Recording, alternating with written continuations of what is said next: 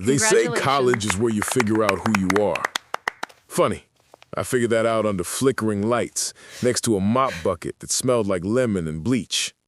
I was 16, hiding in the janitor's closet because a professor told me, loud enough for his class to hear, that some people are not college material. He wasn't looking at my grades. He was looking at my uniform. My mom and dad cleaned the very hallways other people call the path to the future. We called it Tuesday. That night, I watched my dad scrub a coffee stain off a marble floor like it had insulted our family name. The marble didn't care. People stepped over him. No one said thanks. And my mom? She'd whisper, "Keep your head down, Ethan," the same way she whispered prayers, soft, as if hope might shatter if it heard its own name out loud. When I finally asked about tuition, my folks didn't sugarcoat it. "Baby, we can't do it. College is too much." Too much, like hope had a price tag, like success came with a barcode I couldn't scan. So I made a promise to the stale air and the mop handles. If money is the wall, I'll learn how to buy bricks. This isn't a revenge story. It's a receipt story. Because years later, under that same roof, I didn't register for classes. I signed for the deed. Let's rewind to where the fracture started and how it became a fault line I learned to build highways across. The first time I felt small was I was carrying a rolling trash bin that squeaked like it had asthma. I wasn't an employee, just helping my dad finish early so he could catch the last bus. A professor walked by in a jacket that cost more than our rent and asked me to be quick about it. Now please, quick. I wasn't angry yet. Anger comes later. First comes that warm flush behind your ears, the one that says you don't belong. I went quiet. That's my superpower when I'm cornered. I go so quiet I can hear the truth. In the hallway grass, I saw 3 versions of me. The boy holding a trash bag, invisible. The son of 2 ghosts who kept the campus gleaming without ever being seen. And the fighter, in the reflection of my eyes, blinking like a small pilot light. At home, bills lined up on the kitchen table like soldiers. My dad, Frank, tapped a stack and tried to smile. He said, "We're fine," the way people say "I love you" when they're trying to buy time. Mom, Linda, folded her hands and didn't look at me. The space between "we're fine" and no eye contact is where the truth lives. "Can I ask something?" I said. "If I get in, can we swing it?" My mom's breath caught. My dad watched the fridge like it had the answer written in magnet poetry. He said, "Ethan, college is a lot. We don't want you in a hole you can't climb out of. Debt, it sticks." I nodded. My chest felt tight, like my bones were listening. "So, I can't afford to learn." "We're saying we can't promise help," Mom whispered. "We don't want you to get hurt." Here's the thing about love from parents who've been punched by life. It sometimes sounds like a warning more than a welcome. It still counts as love, but if you're not careful, it can teach you to be small. That night, I stared at the ceiling fan and did the ugliest math of my life.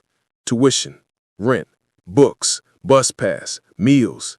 The numbers didn't add up unless I did something reckless like give up sleeping. I texted my best friend, Jay. "Bro, if money is the gatekeeper, I'm learning locksmithing." He replied in 2 seconds, "Then go get the keys." So I made a list, not a wish list, a get-out list. Learn skills people actually pay for. Sell something real to real people. Treat money like a tool, not a trophy. Never call yourself a victim out loud. When the sun rolled over the city, I tied my shoes the way boxers tape their hands, slow, deliberate, like ritual. I wasn't going to beg a gate to open. I was going to build a door. And somewhere between midnight and morning, the heartbeat of a plan started. The rhythm was simple. Learn, earn, repeat. The chorus would come later. Own. The first dollar I made that wasn't hourly felt illegal. Not because it was wrong, but because the world had never shown me money could show up without a time clock watching. I started with what I could control. A Wi-Fi connection that barely held on, a borrowed laptop with a letter missing from the keyboard, and a mind full of YouTube tabs. Design, copywriting, code email, spreadsheets, how to ask for money without sounding like you're apologizing. For 2 weeks, I became a ghost. School, shift, screens, repeat. I built a portfolio out of thin air. Mock logos for fake coffee shops, pretend landing pages for imaginary gyms. Then I took a deep breath, picked 3 real businesses within bus distance, and wrote them emails so clean you could eat off them. Subject line: you're leaving money on the sidewalk. Body: I walked past your store 3 times this week. Your window signage is solid, but your Google listing is missing hours, your Instagram is off-brand, and your last promo had a typo in the first line. Give me 7 days. I'll tighten your visuals, fix your listings, and give you a 1-page playbook you can hand to any new hire. $200 flat. If you hate it, pay me $0. If you like it, I'll pitch you something bigger. 2 replies ghosted me. The third, a gritty sandwich spot called Nelson, said, "Come by tomorrow, 7:30 a.m. Don't make me regret this." I showed up early and watched morning light land on a chipped door decal like it was trying to be kind. Inside, Nelson himself looked me up and down and said, "You're a kid." "Yeah, but I'm the kid who's gonna make your lunch rush 20% heavier by Friday." He smirked. Bold. "You got a plan or just adjectives?" "Plan," I said, and slid a single page across the counter, clean, sharp, with 3 boxes. Fix, polish, amplify. Fix: correct listings, hours, menu typos, claim the Google page, and respond to the last 10 reviews with personality, not copy-paste. Polish: shoot 5 photos with my friend's iPhone and free lights. Rework the window decal to highlight the 2 best sellers people already rave about. Amplify: a 3-post Instagram series with insider language that makes regulars feel like VIPs, and a $10 ad spend test to measure lift. He said 7 days. I said 5, but I wanted to underpromise. He laughed, short, surprised, and shook my hand. $200. If it moves the needle, you come back with the bigger thing. I breathed for the first time all week. Execution time. Jay handled photos. I wrote captions like I was texting one hungry person, not the whole internet. We scrubbed the Google My Business page like my dad scrubs floors. No streaks, no excuses. I sketched the new decal and found a print shop that owed Jay a favor. At night, I edited reviews with gratitude that sounded like a human instead of a PR bot. "Appreciate you, Mia. Next time, ask for the extra crispy pickle. Nelson will hook you up." By Friday at 12:40 p.m., the line hit the door. At 12:55, it hit the sidewalk. Nelson raised an eyebrow mid-slice like, "Okay, kid, okay." When the rush died, he slid me an envelope that felt heavier than $200. He said, "You were right. Adjectives plus a plan. What's the bigger thing?" I had it ready. Monthly, $450. I lock in your visuals, run micro promos around weather and events, and train your knees to post so you're not at our mercy. We measure by lunch tickets, not likes. He didn't even count the bills. He said, "Make it $500 and show me a rainy day playbook. When it pours, we're empty." I walked out into a sky the color of a nickel and realized something seismic. Money is a scoreboard for value delivered. If I could make someone money, I wasn't asking for a favor. I was trading. That $200 did something school never had. It changed my posture. Shoulders back, eyes up. I wasn't less than. I was a builder. And builders don't ask if they're allowed to walk through the door. They make the door, then sell the hinges. That night, my dad asked why I was smiling at leftovers. I wanted to say, because I just bent the universe by $200. Instead, I said, long day, good long. I went to bed with a new rhythm tapping under my ribs. Learn, earn, repeat, and a faint bass line forming under it, steady and inevitable. Own. Because if $200 could shift gravity, what could $2,000 do? $20,000. And if I could make other people's spaces flourish, why couldn't I one day own the space itself? The building didn't know my name yet, but I had introduced myself to the idea of it. Momentum is loud when it arrives, but it whispers how to keep it. After Nelson's, I didn't want a fluke. I wanted a system. I turned my $200 envelope into a war chest for boring things that make money. A used laptop that didn't wheeze, a budget mic so I could record clean Loom videos, and a $9 per month email tool that let me schedule cold outreach at dawn when shop owners opened and hope was awake. I built a simple rule: 3 pitches before school, 1 after dinner, no 0 days. If a day ended with nothing sent, I didn't sleep until I hit send. My emails got sharper, meaner, in the good way. No fluff, no dear sir or madam, no paragraphs that read like apologies. Subject line: you're losing lunch traffic on cloudy days. Body: I can prove it with your Google data. Then he said the line that built my future. There are 2 kinds of clean: clean for inspection and clean for pride.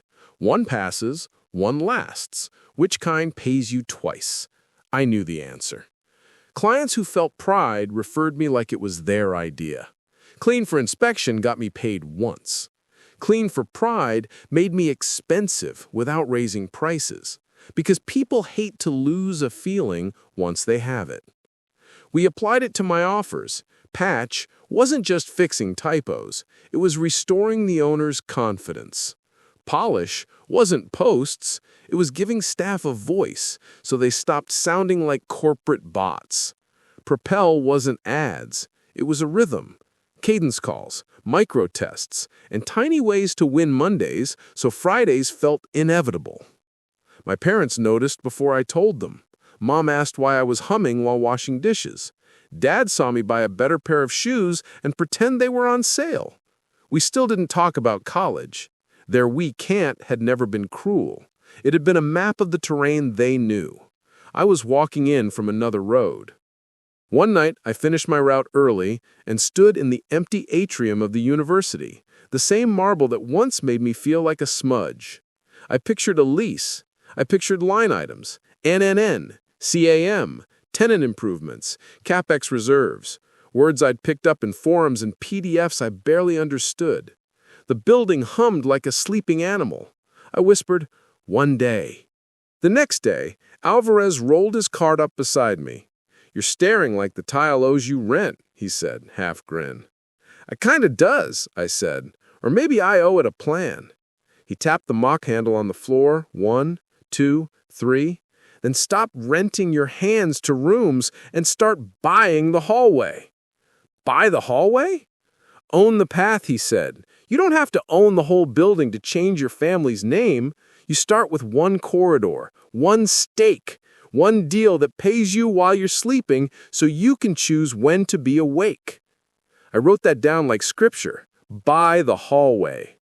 After that, I didn't just see clients. I saw tenants. I didn't just see campaigns. I saw leases breathing under the surface of commerce, like whales under a boat.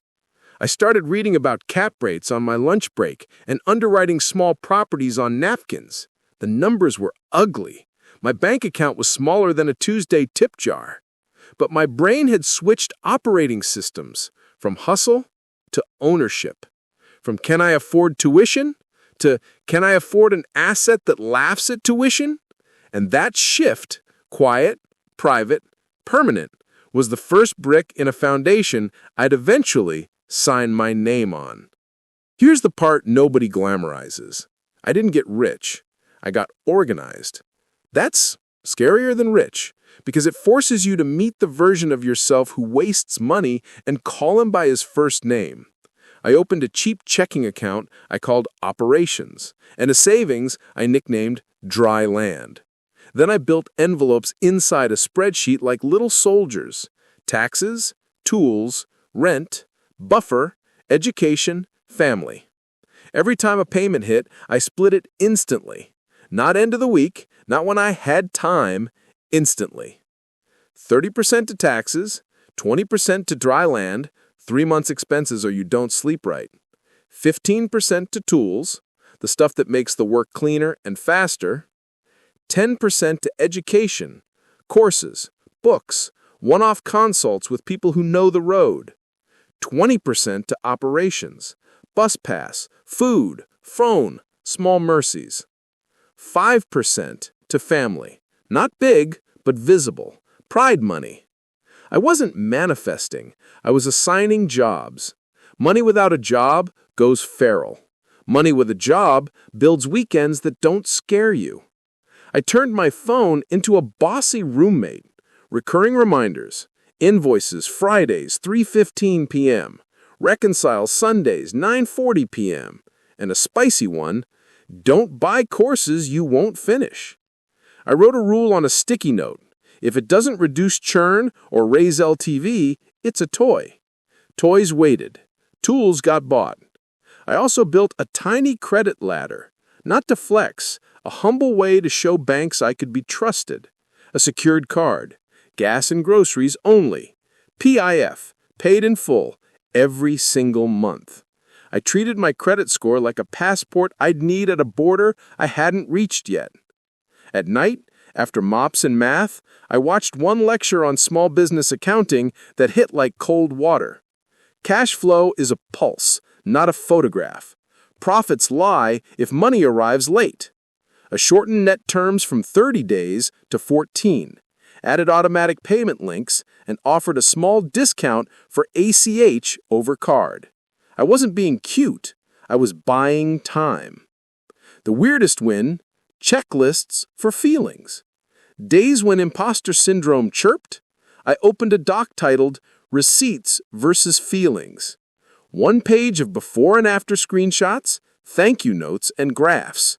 10 seconds looking at it turned volume down on the noise. Confidence is quieter than fear. You just need to give it a mic. By month 5, my bank account didn't look big. It looked predictable. Predictable buys courage. Courage buys moves. One Sunday, Mom found me labeling envelopes like a kid organizing baseball cards. She cracked a smile. "You always liked order," she said. I wanted to tell her the truth. I liked choice. Order was the toll. Before bed, I wrote a line that felt like a hinge. If I respect small money, I'll be trusted with big money. The universe doesn't hand out upgrades to people who keep dropping the phone. I turned off the light and slept hard. Tomorrow had a plan. Tomorrow could come. Victim thinking is seductive. It feels like a weighted blanket, warm, justified, and heavy enough to keep you from getting up. I used to narrate my life in past tense excuses. We can't afford. They won't let. I'm not from... That language was a leash I put on myself so no one else had to. The night that changed wasn't dramatic, no thunderclap, just a slow, stubborn swap of sentences. It started on a bench outside Bluefinch when a student in a Letterman jacket said to his friends, "If my dad didn't donate a wing, I'd be at community college." Everybody laughed. Not mean, just airless. Old me would have swallowed salt and scrolled. New me took the sting, filed it under delete, and opened my notes. I wrote 2 columns, why me versus try me. Why me sounded like this. I don't have the right last name. I'm too young. They won't take me seriously. People like us don't fill in the blank. Try me translated the same facts into heat. No last name? Cool. I'll make results introduce me. Too young? Radical. Allow document everyone so my case studies talk first. People like us don't? Yet. I started ritualizing that swap. Before pitches, I wrote the worry in why me, then the counterpunch in try me. Before sleep, I replayed the day in 2 edits. Victim cut, protagonist cut. I deleted whole scenes where I looked small. Not to lie, just to choose the edit that built my bones. It leaked into how I spoke. I stopped saying, "I'm just," in emails. I never typed, "sorry for the bother," again. I replaced it with, "here's the punchline up front." I asked for feedback like a surgeon asked for scans, not like a kid asking for recess. Tell me what breaks first. Clients respected that. People smell ownership. It has a weight to it. And I cut a crowd I loved but I couldn't afford. Friends who mistook sarcasm for wisdom. The ones who said, "Must be nice," whenever anyone won. I loved them, I just love my future more. I texted less, worked more, and when we did hang, I refused to complain. Complaints multiply. So do solutions. On campus nights, I walked past the admissions office and played a game. I'd picture a locked door and imagine the key. Sometimes it was competence. Sometimes it was courage. Sometimes it was cash. I could build all three. Maybe not today, but I was training for it.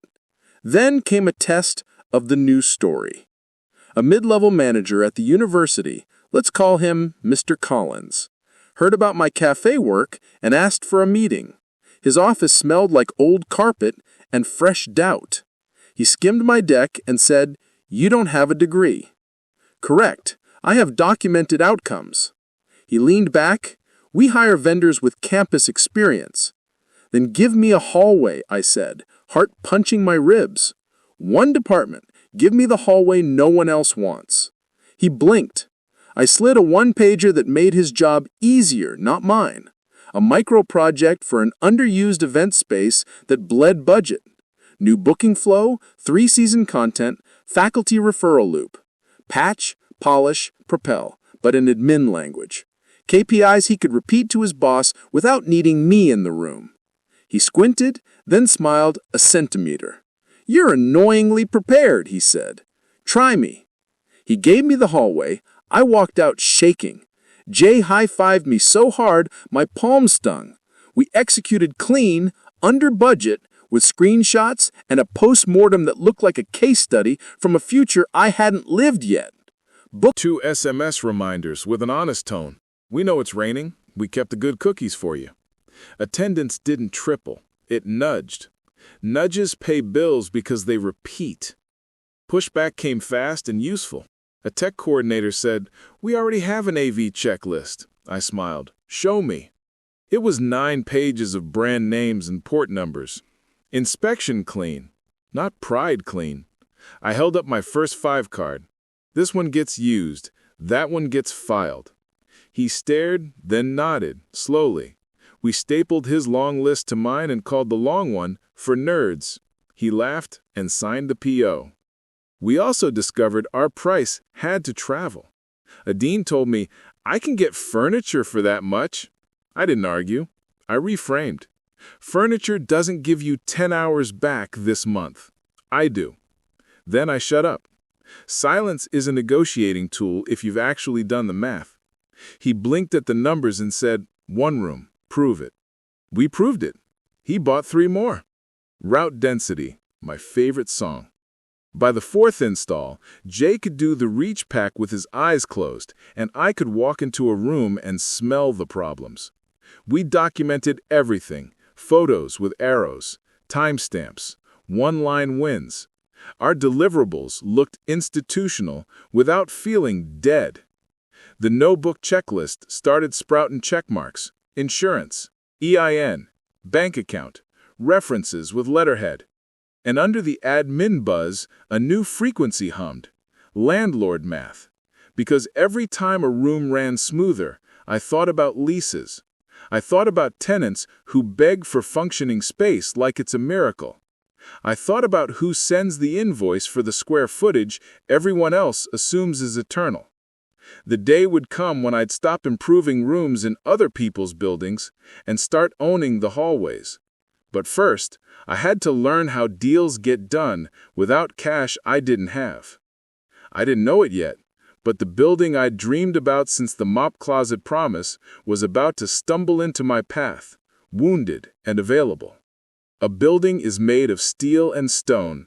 Universities are made of paper. Purchase orders, service agreements, memos that move money down the hall. Learn the paper, and the doors stop squeaking when you push. Room to Run gave me a language the gatekeepers understood. Not inspiration, line items. I rewired everything to fit their forms. Vendor packet? Clean. COI, Certificate of Insurance? In the folder. W-9? Signed and dated like I pay attention. SOWs with version numbers, so legal could breathe. We weren't louder than other vendors. We were easier to approve. The first PO hit my inbox at 4:12 p.m. on a Thursday, and I stared at it like a postcard from a country I dreamed about. $1,950. Not a retainer, not a handshake. Institutional money. I printed it and tacked it next to the mop closet promise. Paper. Talking to paper. With POs came the finance office, the final boss of any campus. I stopped emailing like a lost student and started writing like a vendor who had been here before. Subject: PO, hash, hash, hash, dash room to run, dash delivery schedule, ampersand, net 14. Body: 2 milestones, 2 invoices. Here's the calendar. ACH preferred, link below. We'll send an executive summary PDF after the 21-day improvement window. No fluff, no panic, just friction-free next steps. The coordinator replied, "Bless you." I added, "Make admin lives easier," to the Try Me playbook. Now the real test: stacking rooms, route density for POs. I learned to walk a floor with a department head and draw circles around the 3 rooms that knocked over the most dominoes if they worked right. The seminar room everyone hates, the lab with the cursed adapter, the meeting room that turns grown adults into toddlers with remotes. I'd say, buy these 3 and you'll feel 60% richer in calendar time. People buy relief, not gear. We built a ritual I'm proud of. Day 0. Audit. We break everything gently and time the recovery.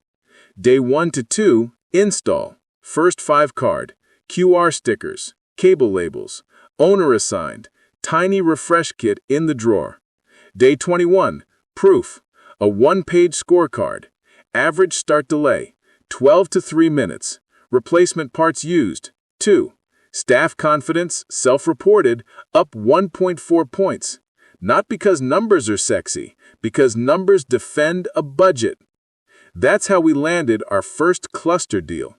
8 rooms across 2 floors. Same building Sandra once called the city under the city. The PO looked like grown-up money. Jay whooped. I didn't. I felt gravity. 8 rooms meant 8 chances to blow it publicly. We didn't. We over-delivered quietly. We even tucked a handwritten card in each refresh kit. If this helped you start on time today, high-five us by restocking 1 item for the next person. E and J. I stole that from Mr. Alvarez's "Leave it cleaner than you found it" code. Kinder buildings run themselves. Referrals bloomed like ivy, not like fireworks. A STEM department copied the humanities. The Community Arts Center introduced us to a nonprofit with a chaos office. POs turned into standing orders because we made it cheaper to let us keep things alive than to let them die and call us in a panic. On paper, I looked legitimate. Insurance? Check. EIN. Bank account that didn't bounce. Check and check. References on letterhead? 3. The notebook started looking like a scorecard I was winning. And then the wind shifted. Paper, I learned, can also cut. Chapter 14. The Gut Punch. When your keystone client leaves. The call came on a Monday that smelled like printer toner and rain. Aaron from Bluefinch. My first cafe win. My afternoon rescue origin story. Aaron said, "Ethan, we're closing." I laughed before I realized she wasn't joking. Landlord raised rent. Utilities doubled. The espresso machine died like a Roman candle. "We tried," she said. "I'm sorry." The monthly that paid my phone bill evaporated mid-sentence. By dinner, Coco's Nails called to say her sister was taking marketing in-house. 3 retainers gone in 48 hours. It wasn't personal, it was physics. Cash flow stuttered. My dryland account looked thinner than my courage. I ran numbly through the campus at dusk, past rooms I'd made better, past the finance office that finally knew my name. The building didn't care that I was scared. Marble is honest that way. I clocked in for night shift and pushed the vacuum like a lawnmower through wet sand. Mr. Alvarez watched me miss a corner and said, "You clean like a man thinking about being punched." I said, "I got punched." He nodded like the weather had done what weather does. "Okay, what's breaking? You or your model?" "My what?" "Get the cart," he said, and we ducked into the closet that witnessed my first promise. He pulled out my room-to-run one-pager and a Sharpie. "Show me the keystone." "The what?" He said in an arch, "One stone holds the others. Pull it, the arch falls." "What's yours?" Truth hurt. I'd been held up by a few charismatic winds and a dozen small retainers that felt safe because they were human. Human is fragile. Community businesses breathe the same air I do. One rent hike, and they gasp. "Your keystone can't be vibes," Alvara said. "It has to be contracts that survive a Tuesday." He made me write 2 lists. Vulnerable revenue, month to month, single decision maker, single point of failure. And durable revenue, multi-year POs, more than one champion, line itemed in a budget that renews. My sheet was mostly vulnerable. That's the thing about good weeks. They can be liars. "Now you pivot like a man who knows math," he said. 3 moves. Move 1, bundle or bury. Take what can be canceled and bundle it inside something people don't want to unwind. Quarterly audits, compliance updates, training refreshers tied to HR calendars. Or bury it inside larger outcomes. Don't sell posts, sell on-time starts, with communication that happens to include posts. Move 2. Replace retail with institutional adjacencies. Keep the cafes you love, but aim most shots at budgets that already exist in buildings, departments, nonprofits, city programs, where churn is a meeting, not a mood. Move 3. Build a runway that can eat a bad month. He tapped my dry landline. 3 months is not a moat. It's a puddle in July. I didn't sleep. I repriced. I merged 3 fragile services into one keep running plan with a 12-month term and an opt-out only if we missed agreed targets for 2 consecutive months. I added a tiny discount for annual pay. I rewrote our pitch to make a department head look smart in front of her boss. I stopped saying social anywhere. Then I did the scariest thing. I called Erin back. I said, "Before you close, let me look at the lease." She laughed. Didn't squeeze for sport. We negotiated for reliability. "Give me a response time SLA," I said, "and a human I can text when the building decides to be a poet." A plumber shrugged, then typed his cell on my binder. That cell is more valuable than a discount line item. Finance office, cleanup. CAM reconciliations got an audit with the mercy of math. We found a small overcharge from last year and issued credits with a letter that read like a neighbor wrote it. No legalese. Just, "We found this, it's yours, thank you for your patience while we make this place behave." People forgive noise when the new owner starts with honesty. At night, Jay and I installed Room to Run in the 2 common meeting spaces. First 5 cards laminated. QR videos recorded in the harsh fluorescent honesty of 10 p.m. Backup markers labeled like we were tutoring kindergarten. We swapped "Do Not Touch" signs for "Touch Here First" arrows. The building is full of adults who want permission to succeed. Give it to them. Day 9, the leak at 317 came for our pride. A storm thrashed, and water found the path it always finds, gravity and negligence. We popped ceiling tiles like cautious magicians until we found the seam where an old patch said, "I did my best." We did better. New flashing ordered, temporary diverter in place, photos, vendor ETA, tenant email within 8 minutes with the play-by-play and a sincere line. "You deserve halls that don't drip. We'll update by 3 p.m. We updated at 2:42. They replied with a thumbs-up emoji that felt like oxygen. Day 14, the elevator contractor confirmed our modernization queue slot was real, not folklore. We scheduled weekend work windows and printed signs that didn't talk down to people. "This box lifts you all day. We're giving it new knees. Here's when it rests. Here's the alternate route. Text if you need help." An art history professor wrote, "Best downtime sign I've ever read." I saved it to receipts, feelings, because owners need that folder too. Day 21, we ran our first tenant roundtable in the lobby with bad cookies and great listening. One rule: no speeches longer than 60 seconds without an action tied to a name. We left with 13 to-dos and 3 thank yous. 2 of the to-dos were mine. 1 was the building's. I liked those odds. Day 30, I sent the first month letter. 1 page. Before-after snapshots, a chart on reactive calls trending down, photos of the new keys board labeled like a school science fair, and the line that made me swallow hard: "We will take care of the people who take care of this place." Next to it, a small announcement: Invisible Hands Fund, $2,000 seed, a microfund for night shift emergencies, tires, daycare gaps, prescription bridge fills. No forms. Ask Alvarez. We keep receipts and dignity. Gloria read the draft, tapped the paper, and said, "That line will keep your elevator from getting kicked." She's right. Buildings don't break because metal is angry. They break because people feel unseen. On the 31st night, I stood in the atrium where I once felt like a smudge and listened. The building hummed a lower note. Not silent, steady.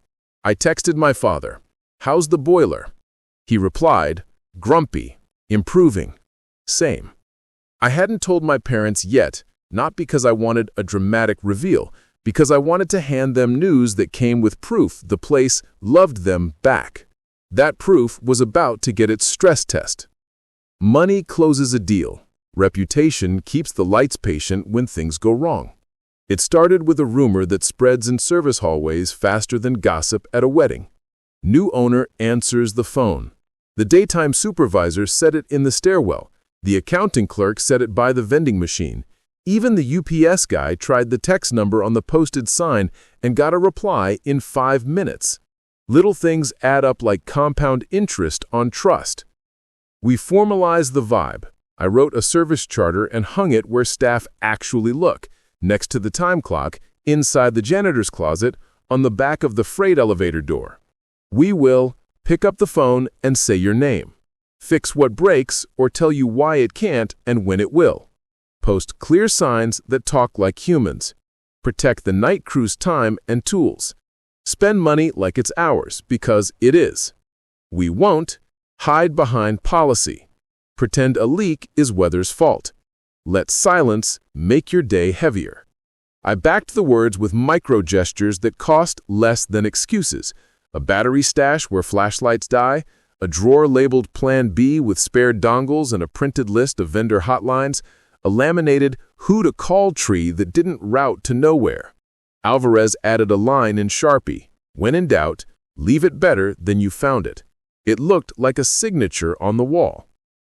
Pushback came because systems bump into egos. A tenant rep from the law office emailed a paragraph that could cut glass. "We expect Class A treatment, not signage written by camp counselors." I didn't argue. I invited him to walk the property with me. Roofs to boiler to stairwell. We spent an hour with realities. I showed him his suite's HVAC history and our maintenance plan. I asked for one constructive edit to the signs he hated. He gave me 3. We used 2. He sent a grudging, "better." I'll take better over perfect because better repeats. We also rolled out the keep running plan to departments like a metronome. Quarterly audits, staff refreshers, tiny credits on rent if we missed a posted response time. Put your money where your promises live and people stop sharpening knives. Reputation spread outside the walls. The Community Arts Center director told a neighboring nonprofit his one-pagers read like someone's mom edited them. Compliment accepted. A city program coordinator toured our lobby and asked if she could steal our "touch here first" arrows. I said steal it and send me a photo so my ego has lunch. She did. That photo sold me 2 more room kits in a building I don't own. Influence is a lease you don't pay for. I poured as much care into the crew as I did into the tenants. We raised wages a notch, replaced zombie vacuums with machines that don't hate their jobs, and bought knee pads without making anyone ask twice. I scheduled a midnight pizza and asked a single question around a folding table. What's the dumbest thing we make you do? They laughed until someone cried. We deleted 3 dumb things the next day. The mop closet felt 5 degrees warmer. Then came the test, a Sunday power blip that knocked a server in the admin suite into 1997. IT called like the world had ended. We didn't flail. We executed the outage playbook we'd quietly typed. Text tree, stairwell signage at eye level, generator status pinned on the lobby board with updates at 15, 30, 45. We set up a quiet room on 2 with coffee and arranged for 3 loaner hotspots so payroll wouldn't miss Monday. When power stabilized, the CFO wrote, "I didn't know a landlord could prevent panic. Reputation plus readiness equals less drama per watt." That email did more than make me stand taller. It reached my banker. Community banks are gossip organisms. He called to say, "Saw the outage note. Keep sending me those. Makes refi in 12 look less like a story and more like a spreadsheet." Copy that.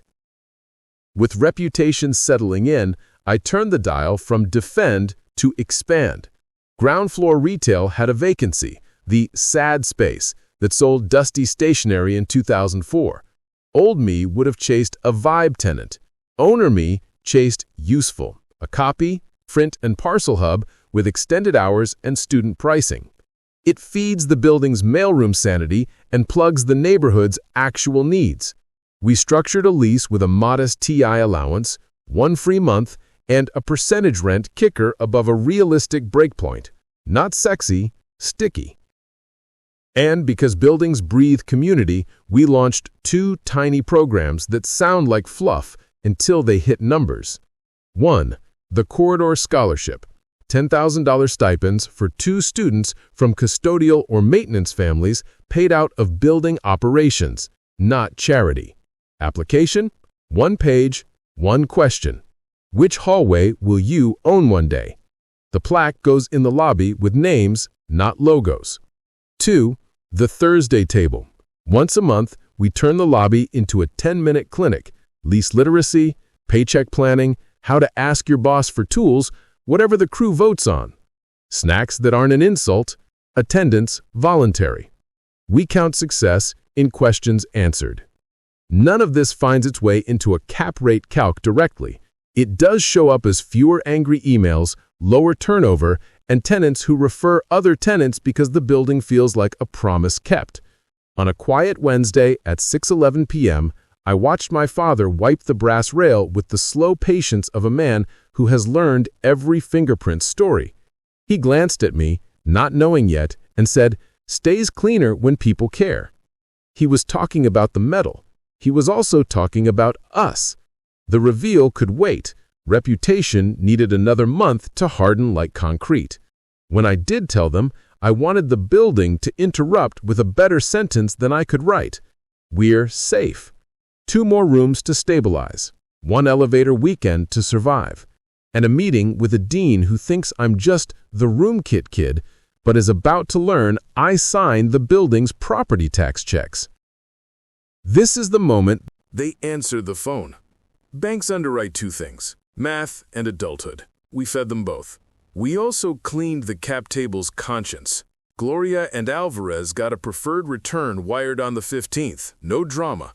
When month 8 ran tight, because elevators eat money like teenagers eat cereal, I moved my PM fee to the back of the line without a sad Instagram post.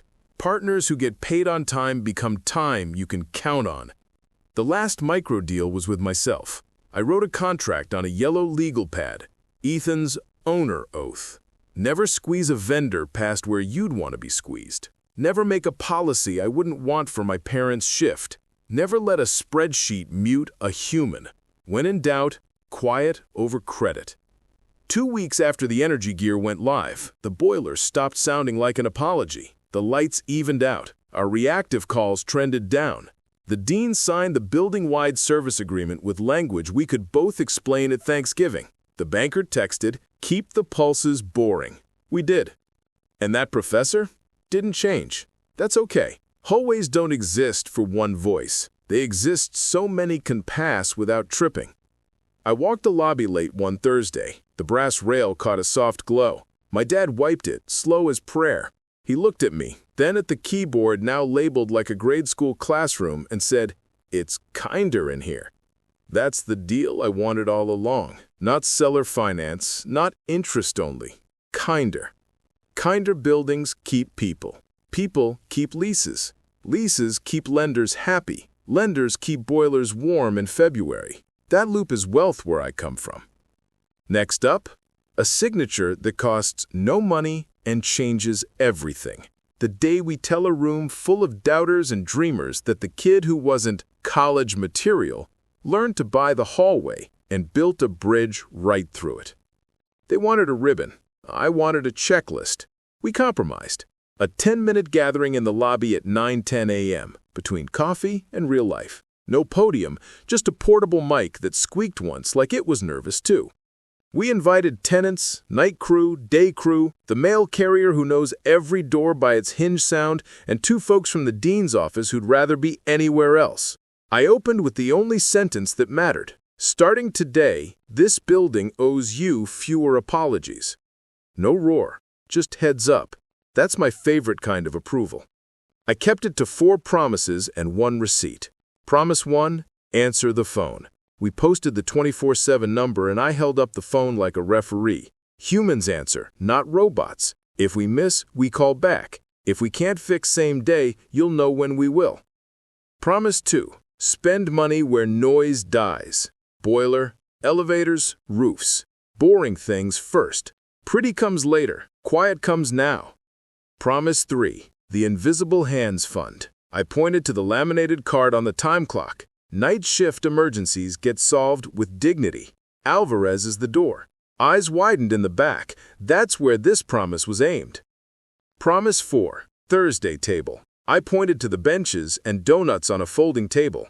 This lobby becomes a 10-minute clinic monthly. Lease literacy, paycheck planning, right to repair for your knees. You vote on topics.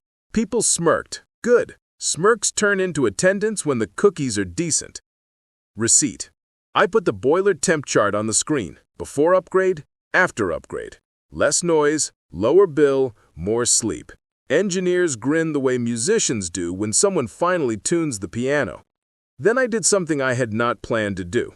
I looked at my parents, standing shoulder to shoulder behind the second row, still in their uniforms because they came straight from the night shift. I hadn't asked them to speak. They didn't want speeches. They wanted floors that don't betray you and elevators that don't roll dice with your morning. But the building was telling a story they should narrate. "Mom," I said gently, "would you?" She shook her head. Dad cleared his throat. He hates mics. He took it anyway, held it like it might break, and said, "We've cleaned this place a long time. It stays cleaner when people care." He handed the mic back like it was hot, and the lobby did something money can't buy. It exhaled together.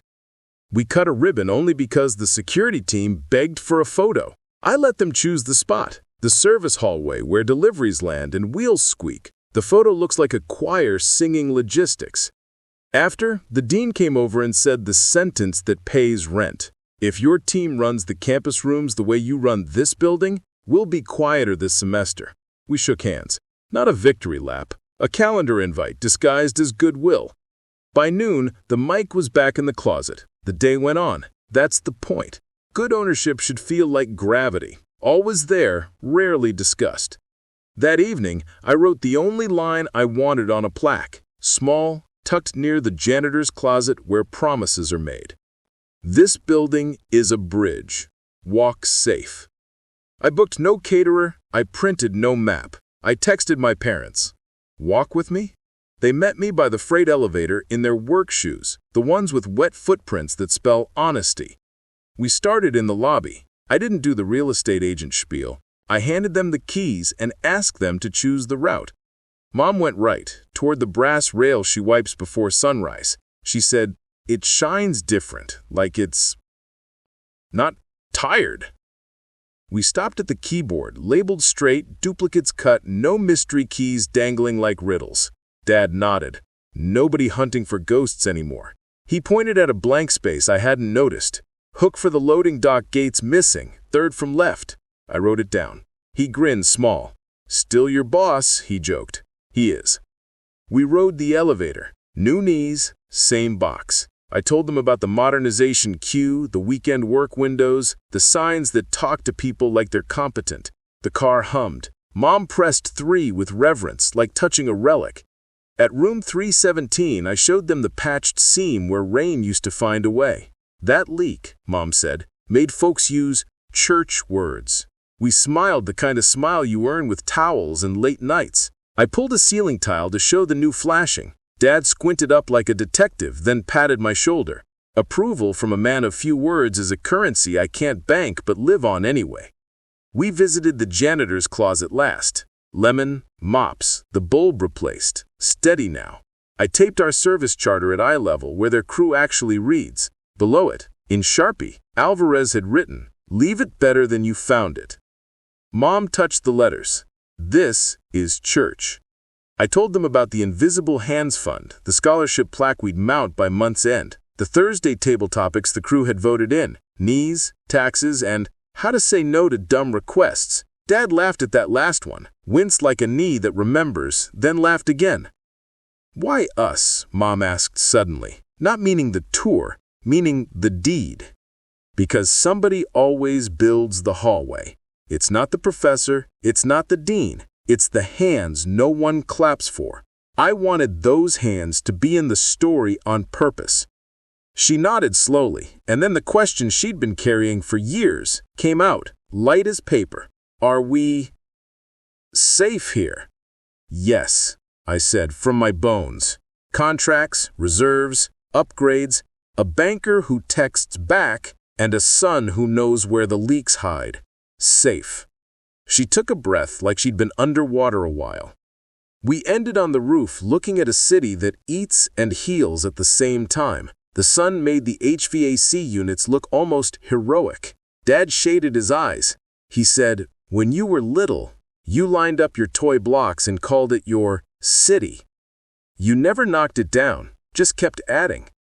I finally bought the table the blocks go on. He laughed. The laugh I've been building towards since a professor mispronounced my future.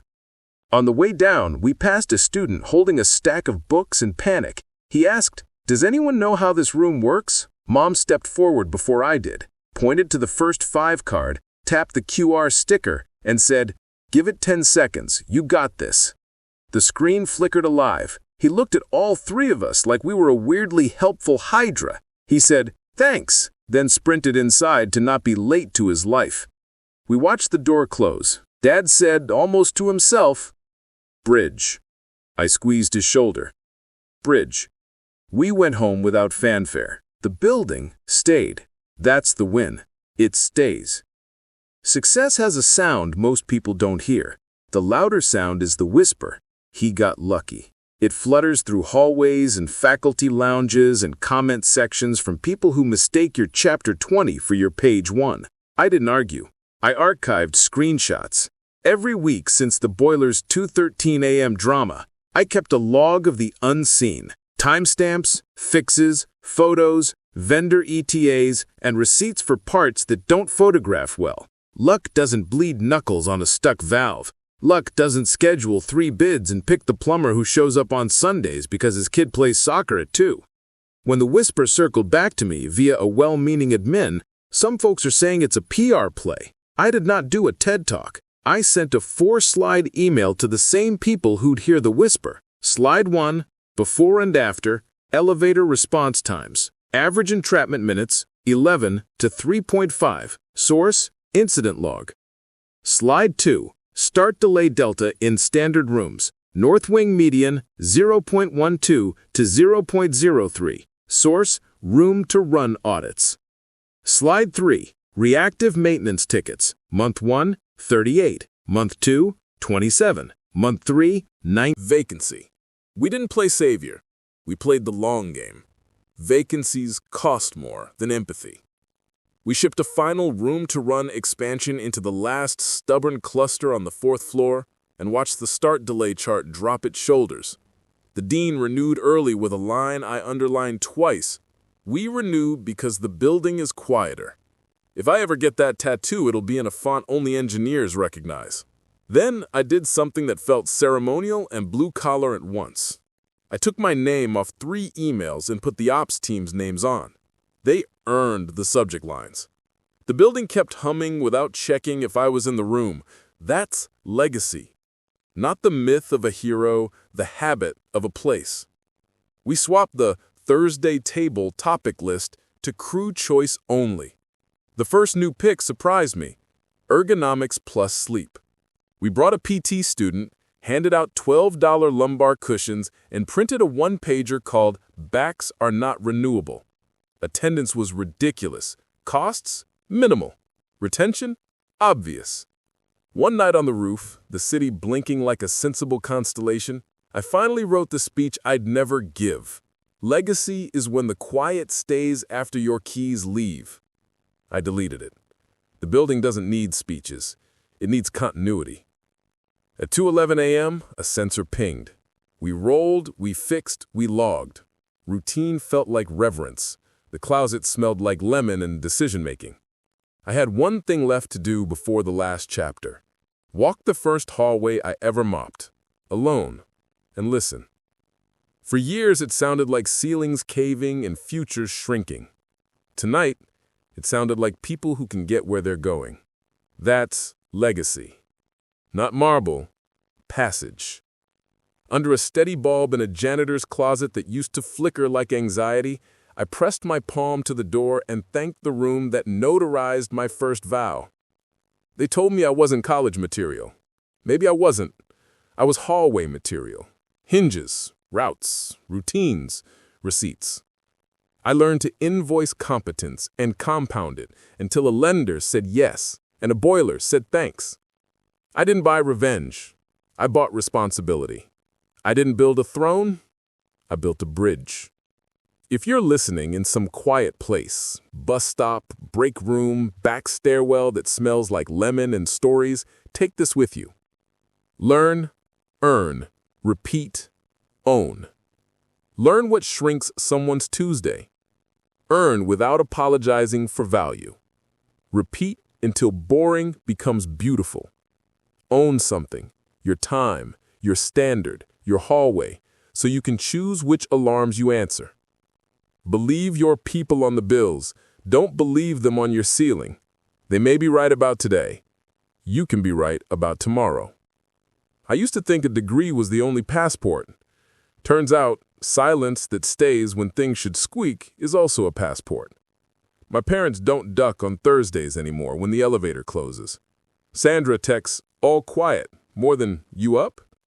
The dean stopped practicing speeches that start with apologies. The professor who mispronounced my future still wears the same cologne. He can. Hallways aren't for him. They're for the dozen names you don't know who keep your day from falling apart, and now have a number that answers, a policy that protects, and a room that starts on time. I set the owner, master keys, on a shelf where the mop handles can see them, and smiled at the quiet. Then I wrote one last line on the wall, small, for the next kid who hides here. If money is the wall, learn to buy bricks. If the door is locked, bring hinges. If the hallway is dark, own the light. I stepped into the corridor. The building exhaled the way buildings do when they feel kept. My parents were clocking in downstairs, slow and steady, as if nothing monumental had happened, because in the best versions of this life, monumental feels like normal. Bridge capped, promise paid, onward.